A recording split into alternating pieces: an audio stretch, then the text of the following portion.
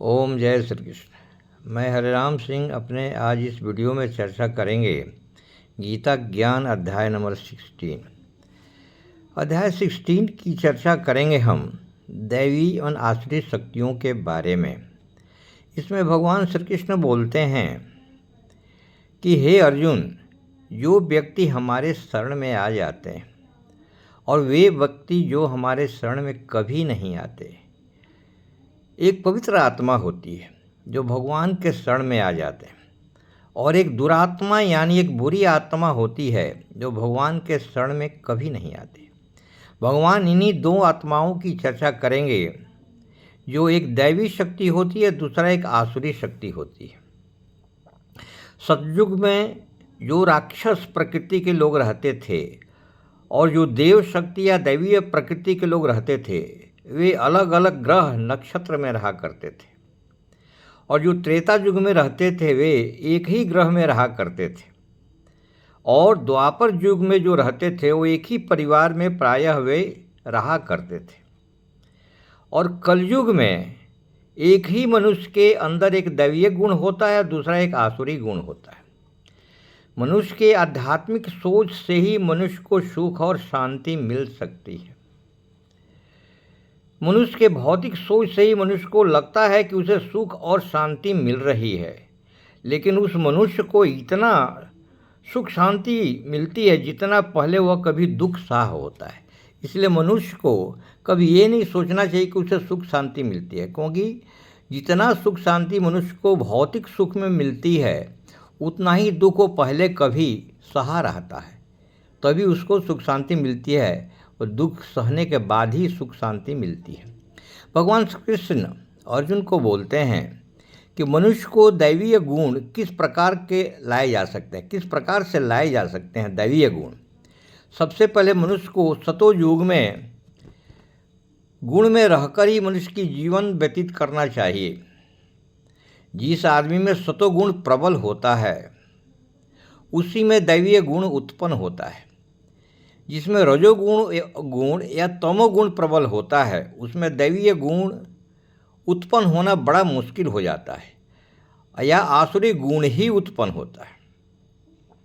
यहाँ चर्चा मैं कर देता हूँ कि पहले सतयुग, रजोगुण और तमोगुण क्या क्या होता है।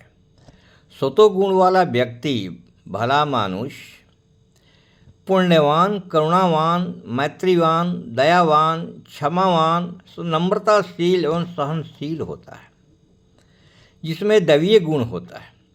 जो रजोगुण वाला आदमी होता है वो मनुष्य मौज मस्ती वाला, खाने पीने वाला, शराबी जुआड़ी टाइप का आदमी होता है।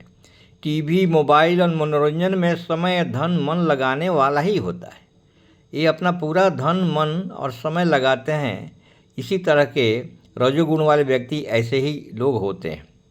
और तमोगुण वाला व्यक्ति दूसरे को कष्ट देने वाला, अपराध करने वाला, दूसरों को अहित करने वाला एवं किसी न किसी अपराध में शामिल होने वाला ही व्यक्ति होता है।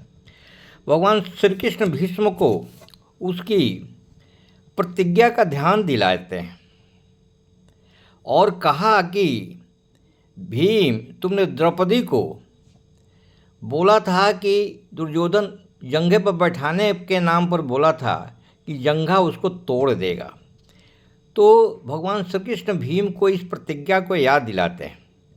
इस पर भगवान श्री कृष्ण जब प्रतिज्ञा का याद दिलाते हैं तो भीम को प्रतिज्ञा जग उठती है और दुर्योधन का वो जांघा तोड़ देते हैं। दुर्योधन, तुम अपने कर्मों का फल को दोषी मुझे मत ठहराओ। अब दुर्योधन बोलता है कि हे श्री कृष्ण, तुमने ही ये सभी युद्ध को रोका नहीं, तुमने युद्ध को रोका नहीं। लेकिन श्री कृष्ण बोलते हैं कि दुर्योधन, तुम अपने कर्मों का फल मुझे मत ठहराओ। दुर्योधन, तुम अपने कर्मों का फल का दोषी तुम ही हो। दुर्योधन, तुम अपने बूढ़े बुजुर्गों की बात कभी नहीं मानी, इसी से तुम्हारी दशा हो रही है। अगर बूढ़े बुजुर्गों की बात मानी होती तो न तो तुम्हारी यह दुर्दशा होती और न ही यह महाभारत होता है, बल्कि सभी लोग सुख शांति पूर्वक रहा करते थे।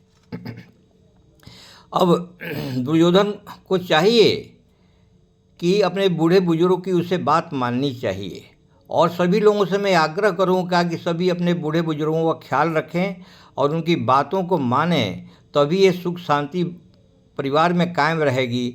बूढ़े बुजुर्गों की बात की अवहेलना नहीं करनी चाहिए।